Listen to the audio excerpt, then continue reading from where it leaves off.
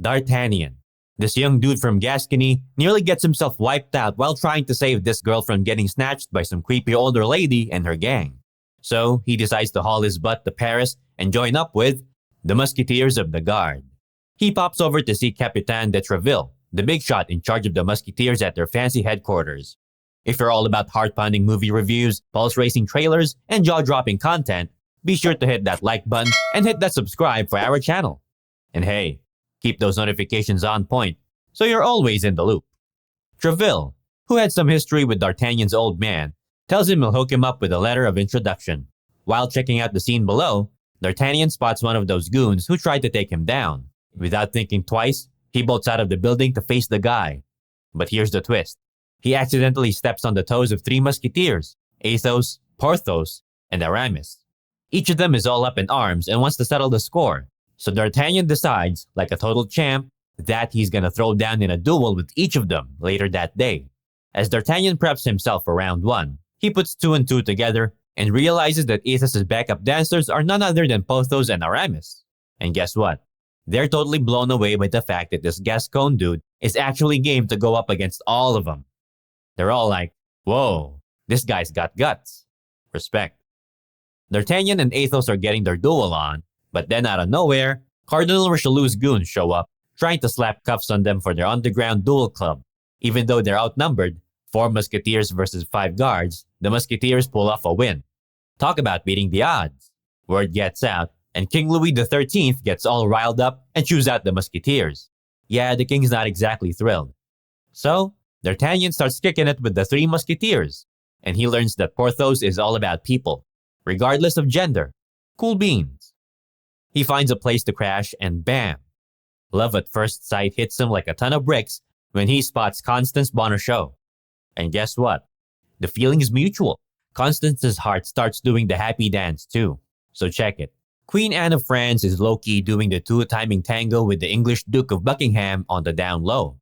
Yeah, she's sneaking around behind her hubby, King Louis XIII. And dude, if anyone finds out about this major betrayal, which is exactly what Cardinal Richelieu wants, it's off with her head, like a twisted fairy tale. There's this whole drama going on with the king's advisors and his little bro, all like, yo, let's go duke it out with those Protestant rebels over at La Rochelle. And meanwhile, behind the scenes, Cardinal Richelieu is teaming up with this mysterious lady named Milady, cooking up some sneaky schemes to mess with the queen's game. So, Athos gets totally framed for offing a young prostitute, found stark naked with a bunch of stab wounds, chilling next to him in bed. And get this, they go and give him a death sentence. Harsh, right? But hold up. D'Artagnan puts 2 and 2 together and figures out that this poor girl is the same one he tried to rescue from that kidnapping sitch. So, he and the musketeer crew are all like, time to play detective and save Athos. D'Artagnan hits up the house of Valcourt, thinking they're somehow tied to the girl. But guess who's there? Milady, playing the part of a family member. Sneaky vibes all around. Milady takes a stab at offing D'Artagnan, but the dude manages to give her the slip. Meanwhile, Athos gets saved from the whole execution drama by his bro, Benjamin. They're hiding out with their Protestant pals, Saint Blancard and Brandecourt, doing the rebel thing. Now here's the scoop. The king hands over a shiny diamond gift to the queen, but she's all like, nah, I'm passing this bling to my lover, Lord Buckingham, for keepsies. But wait, things get messy when rumors about their affair start swirling, and the king's like, yo, Queenie, you better wear those diamonds to my bro's wedding. Drama alert. Constance hooks up D'Artagnan with the mission to cross the pond and snatch those sparkly diamonds from Buckingham's clutches. But guess what? Milady swoops in, swipes the bling from Buckingham, and takes off. No worries though, D'Artagnan's hot on her tail, and he manages to snag the diamonds back. Milady makes a dramatic exit by leaping off a cliff, but the jewels are safe and sound. Back in France, D'Artagnan rushes the jewels over to Queen Anne just in the nick of time, saving her reputation from going down the drain. Fast forward to Gaston and Mary's wedding bash, Huguenot rebels, including Athos' bro, try to take out the king. But hold up, Athos and the rest of the musketeers swoop in like the ultimate wedding crashers and save the day. The king's like, you guys are all right, and lets Athos off the hook with a pardon.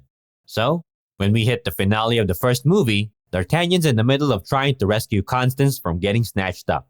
But dang, one of Milady's goons gives him a good whack upside the head. And next thing you know, our hero's out cold in the street. Tough break, dude. If the Three Musketeers D'Artagnan left you on the edge of your seat, let us know by giving that like button a good thump. For a constant dose of adrenaline-pumping updates, riveting movie reviews, and electrifying adventure action content, make sure to hit that subscribe button and keep those notifications lit.